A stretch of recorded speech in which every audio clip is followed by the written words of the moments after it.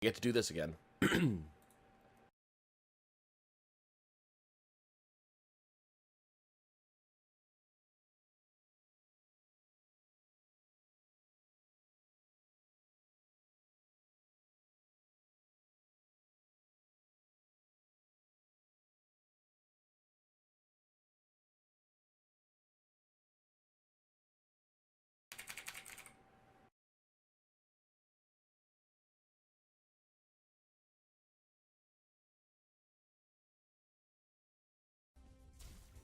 Them.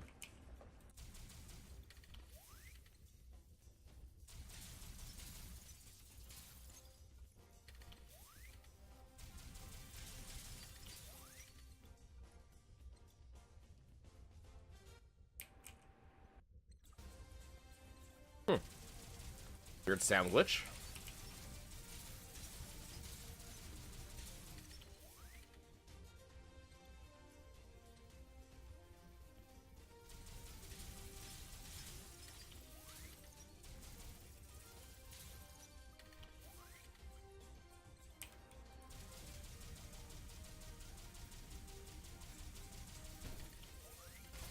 Crap.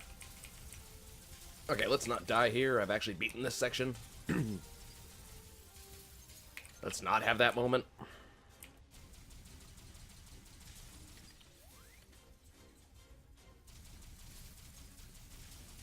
I don't know if I'd say I've had a glitch. I probably just didn't go far enough in the last stream to trigger an autosave. Does happen. So we did stop literally as soon as we started the section last time.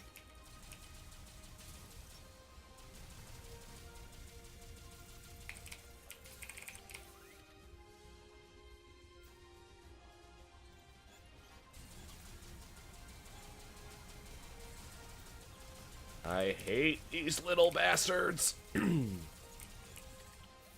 One down.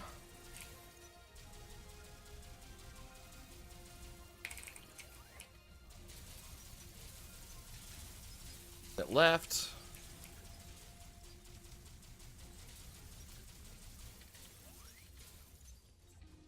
Oh. And of course I click out of the screen. That's what I want right now.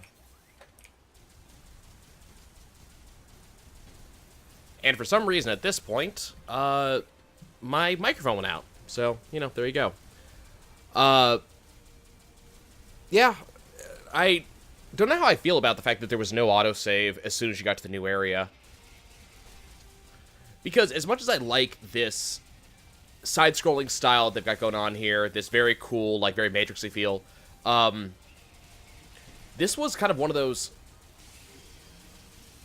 I did not want to do it twice, and it ended up, I had to do it 3 times, and ended up dying right here, because I'm dumb. But I did not want to end up doing it twice. So the idea was, I wanted to go and mess with something with resolution right there. But the idea was, like, you know, okay, let's load scene. Is there another level after this? Is there a save point? And there wasn't. It actually just gave me an idea of, yeah, the game was actually a little bit shorter than I was expecting it to be, honestly. I just saw how many, like, scenes there actually was. This level was, you know, it's fun, and one of the things that really impressed me about this level was just the music is actually fairly epic. I was actually really enjoying it. And one of the things I didn't really understand about the game, and that I kind of understood a little bit better as I got into this, was just the idea of ammo, I guess ammo conservation. Only shooting off a couple of shots, you know, reloading as soon as necessary. It wasn't really that important earlier in the game, and as soon as you get to this level, all of a sudden, being able to do that is this huge, huge deal. Those guys with the shields drive me nuts, because the shields turn in just such a way that if you're just shooting straight at them, the shield is always going to be in between you and them. So you have to kind of do this weird movement and adjustment in order to make it actually happen, or actually shoot them down. Avoiding as many hits as I possibly could, which was a little bit difficult. The hitbox on this ship is really big. Thankfully, they didn't throw that many weapons at me, that many bullets at me throughout the entirety of this, especially as we get into this section where the missiles start flying. This is when the game really kind of takes its, takes the gloves off, right? Takes the kid gloves off and really starts throwing it at you. So that was kind of a big deal. But, the game really just kind of allows you to have fun in this level. Really kind of throwing it all at you and say, okay, let's go. Let's make it happen. So just hammering away at this guy, and his shield's just there, and I had to move all the way around him. But in these bullet hell shooters, I really don't want to move too far to the far side of the screen, because then I'm just sitting there when everything's coming at you. Not enough time to react or move out of the way.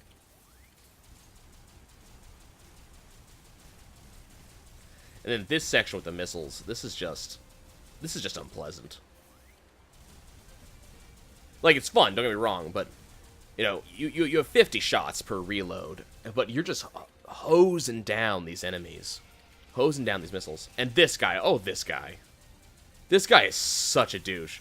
And I didn't even realize, especially as I was playing through this version, like this attempt, I wasn't really paying attention to the EMP timer.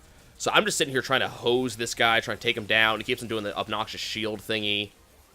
And the fact that he can shoot at you while he's shielding, it's so ridiculous. I was concerned about dying right here. I was like, this is going to happen. I'm going to die. And then, bam.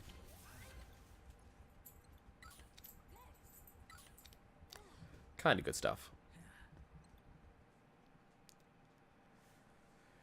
And then the place that has no save point. Like, there wasn't a save point here.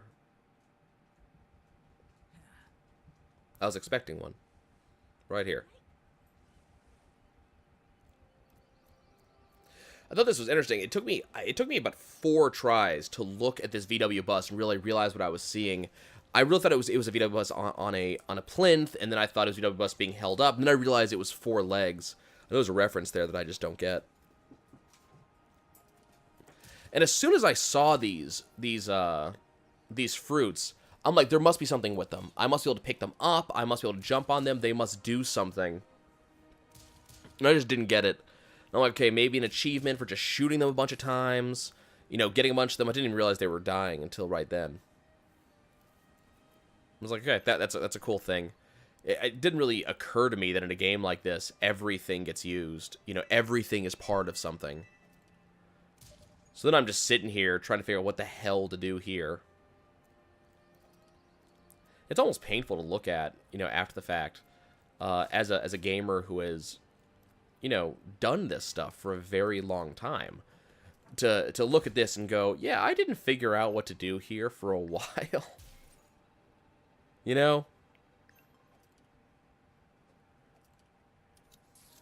And keep in mind, I was thinking there must be a secret, there must be a way to trigger it from a distance. I didn't really even look and go, okay, what is in my surroundings? What is here for me to look at? And then all of a sudden it dawned. Oh, wait. I have an idea.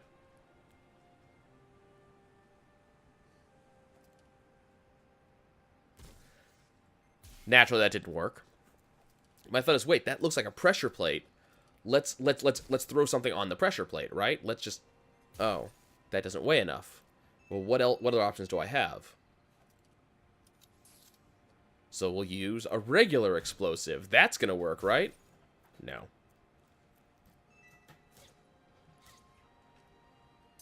Can't jump on the fruits. That doesn't work.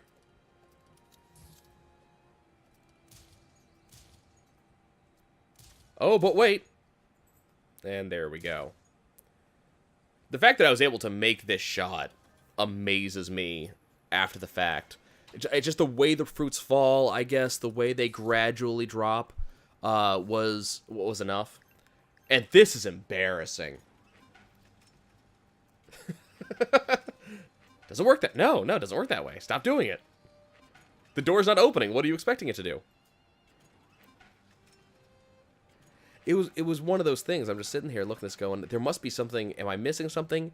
Do I have to hold it down? Do I have to press it multiple times to force it to close? There was no... do I have to power it? But I was missing this fundamental understanding of cause and effect right here.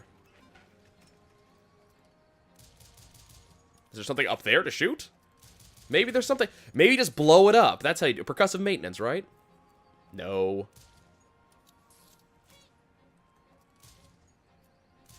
Maybe I do something with the fruit in here. Nope.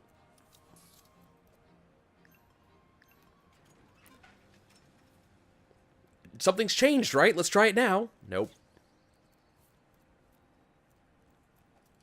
Maybe we put more fruit in there.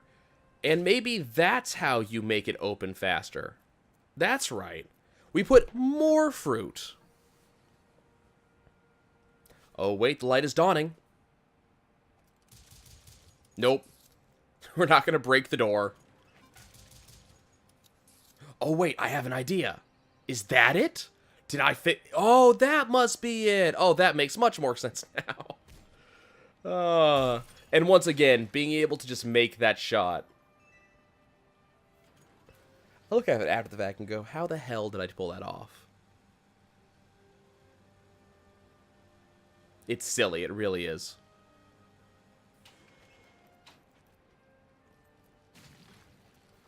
Okay, so now we know we have combat, right? So let's go blow everything up. That's the way to do things.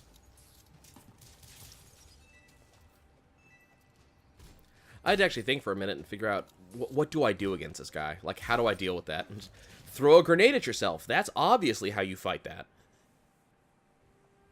This is what happens when you don't play a game for, like, a week.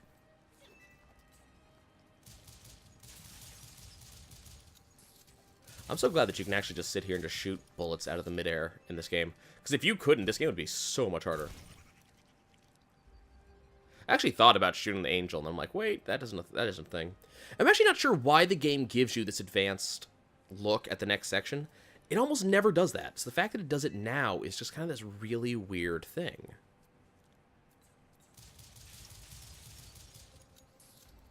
I guess it thought that because there was enemies there, it would be much, much harder to do.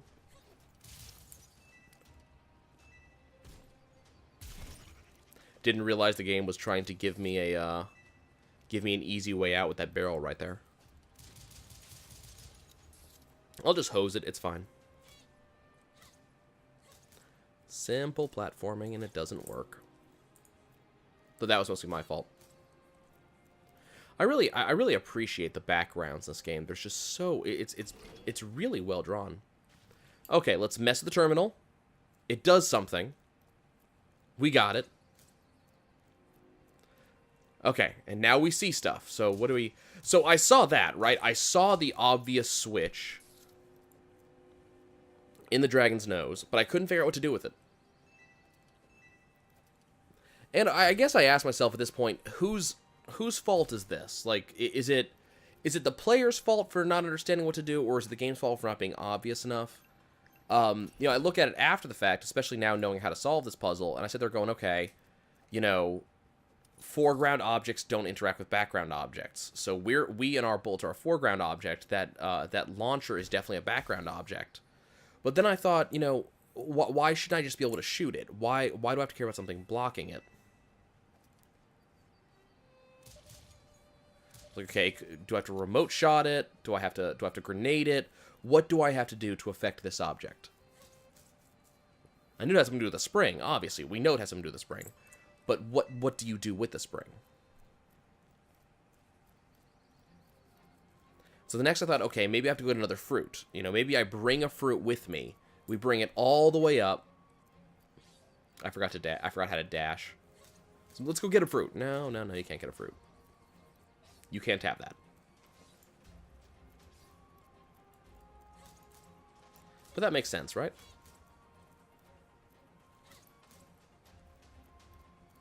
So we go walk all the way back up. Okay, so what do we do?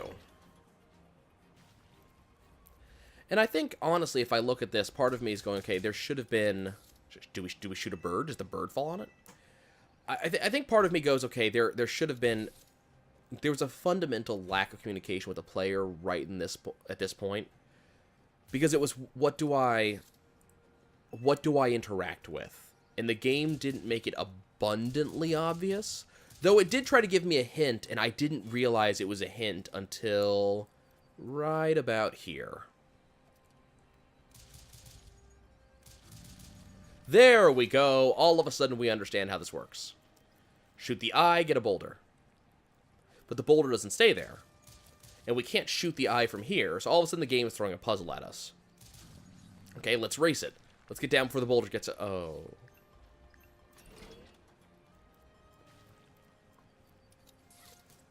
So how do... Okay, so what do we do? Can I shoot it from here? Here's the fun thing. If the eye is off screen, it can't be interacted with. That's going to be really non-intuitive in about a second here.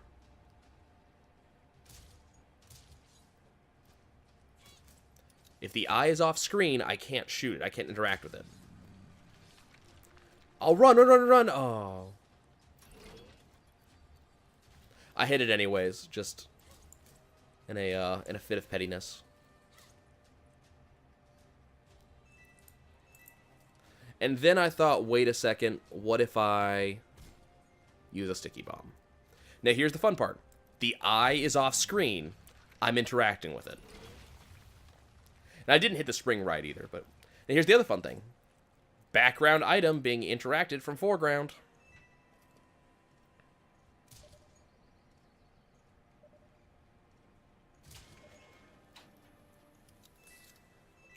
The rules are a little bit inconsistent. Not necessarily in a bad way, but...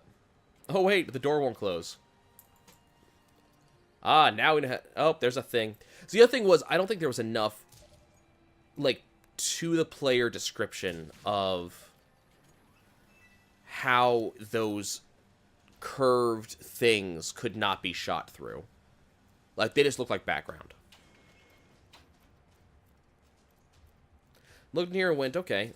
Obviously, it wants me to go to the right. I want to go to the left. So there must be someone to the left, right? And then the game starts shooting at me, and I go, okay, this is the right. And then all of a sudden, I see this, and I went, oh, this must be the correct way to go. Let's go to the right instead. You go to the right. Oh, this also looks like the correct way to go. Must be the left. Going to the right is the way to accomplish this game.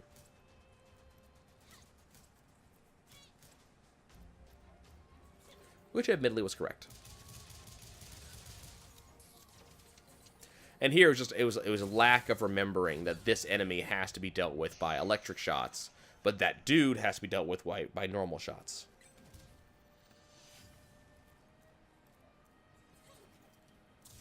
Okay, so electric shoot the dude. Cool. And then that explosive is going to be a problem. I think I did think I should maybe roll to the right, but... did not do it right.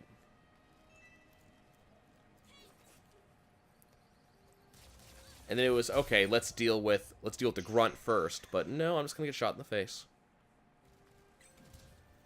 Maybe deal with him a little bit faster. There we go. And now I can deal with the other guy at my leisure. And down he goes. I don't think I even commented on the helmet in the background. And +1 to grenades.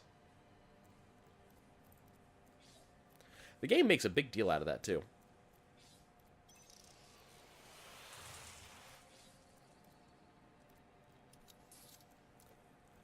And up over a quick bridge.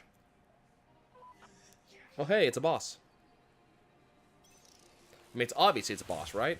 He breaks the way to go back. Like, this must be a boss. Now, I thought his weakness was these parachuting things. So I thought maybe if I shoot them, that's how I deal with this guy, right? Especially when I saw that, like the explosion when they hit the ground. I'm like, okay, this must be a weakness. This must be a thing I have to do. No.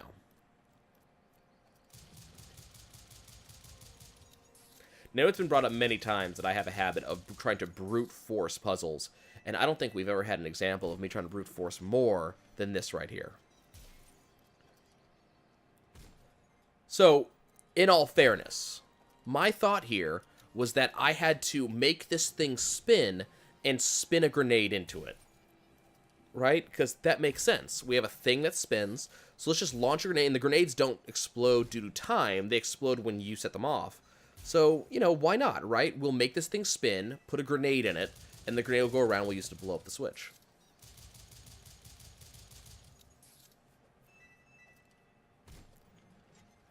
But it just didn't work. For some reason, whatever the reason may be, you could not, like, the grenade would not stay in that little gap. It just fired off way too fast.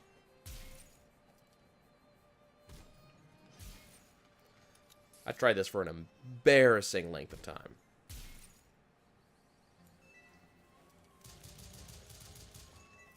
Maybe it's just bouncing because it can't get in there. Maybe if I make it spin faster, it'll work, right?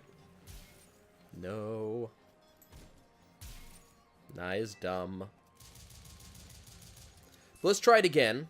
Definition of insanity. Didn't work the first time. Maybe if I do it and just do it better this time.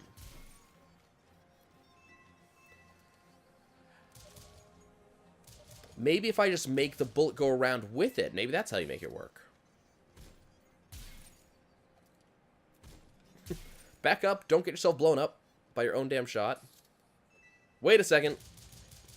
I might have an idea. Wait. Maybe it's this. Oh, it's still not working.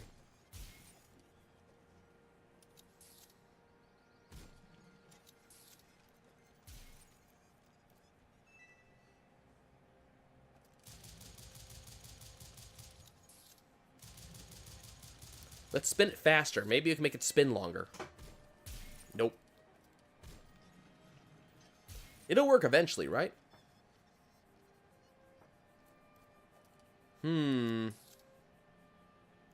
Ah, the idea. It occurs. Maybe we just do this. Oh god, I felt dumb. And the door opens. It was so simple. I was trying way too hard. And into the NPC village we go. I was trying way too hard.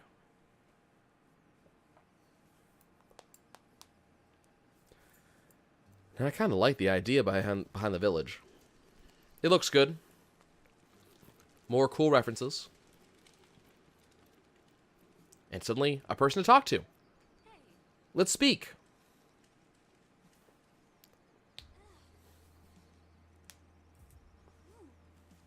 Hey, I've got some stuff to tell you. There's some very important things we should do.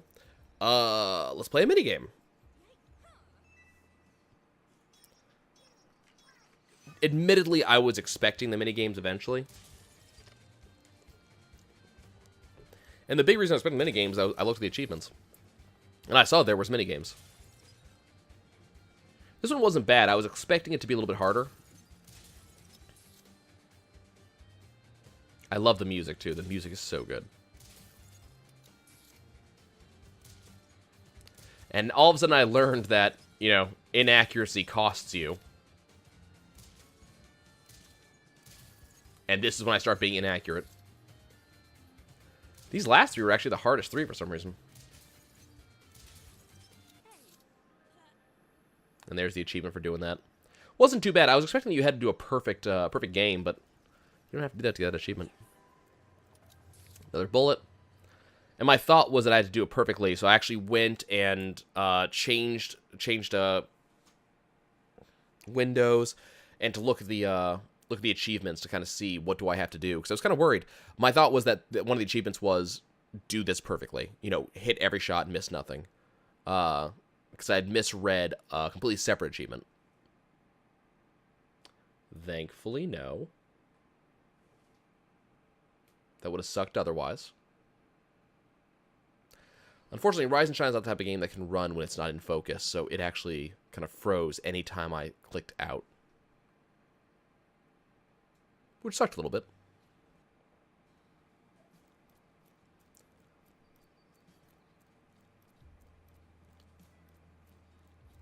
So we got to explore a little bit more. Hey, look, it's another NPC. And all of a sudden we learn, it's another minigame.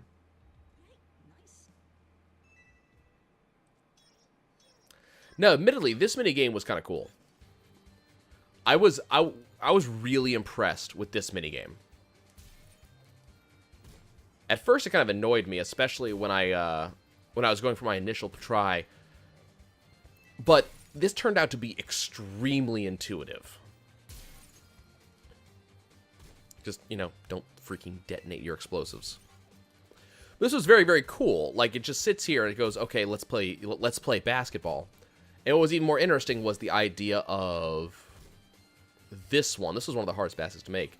But the three-pointer. Like, the game outright goes, okay, here, have a three-pointer. But there were some issues, because if you aim the bomb directly where it should go, which, like you see right there, it actually falls a little bit short, so you got to kind of mess with it a little bit. Absolutely the hardest basket to get. But the bomb does treat these baskets as 3D objects, so it's not as hard as you might think to sink these.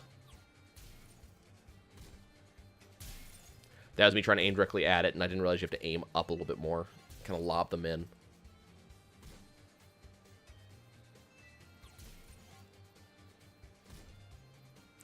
Getting 21 was not terrible.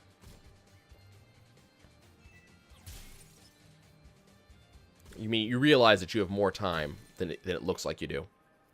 But hey, we got it. So, you know, we get our spark plug. We completed our thing.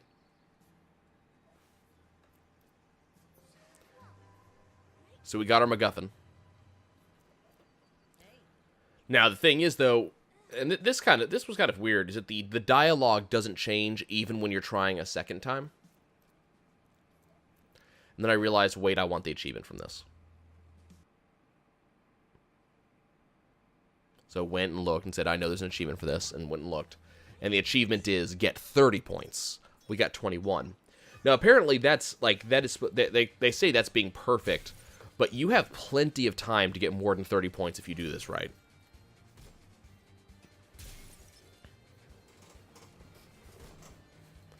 And that was kind of an interesting thing to look at, too. You know, the game devs don't quite feel the same way. So this is me trying to aim directly at the basket, and that doesn't work that way.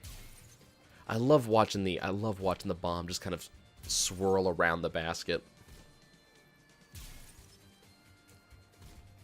For some reason, this basket is so hard to make. But that bounce felt so good. I wonder if there's a little bit of a... Perfect. I wonder if there's a little bit of a magnetic feel to these things, just to make it a little bit easier for the player to get it in. You know, a little bit of give. So that way you don't make, you're not sitting here making shots that, you know, you're like, man, that should get in, and then it just ends up not going in. Bouncing off the rim or off the backboard. Because there were shots in here that I was like, there's no way that should make it. That one, for example, felt like it should have bounced off. So you can see how many mistakes I made, and even though I made all these mistakes, I was still right on track.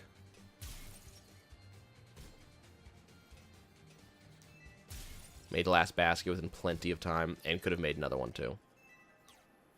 But there's the achievement there. Here, have another spark plug.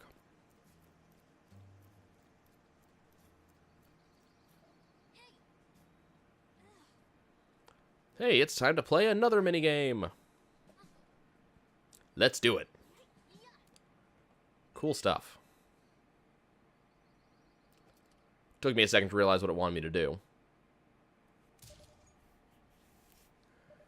And then very quickly I realized what this was. And what I love so much about the song is actually those first 5 notes. Because those first 5 notes are the first 5 notes of the Pokemon opening theme on, like, the Game Boy. And so I had to listen to them a lot, because we ended up doing this particular minigame several times.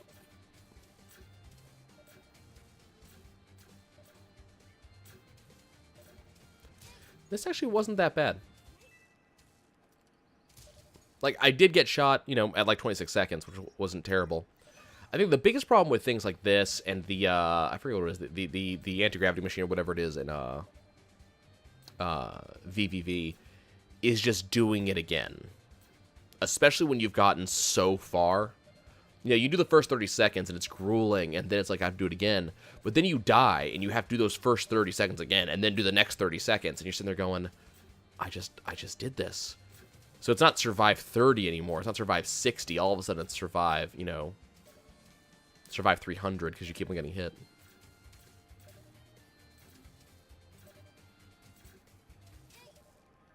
But we survive our 30, which is always good.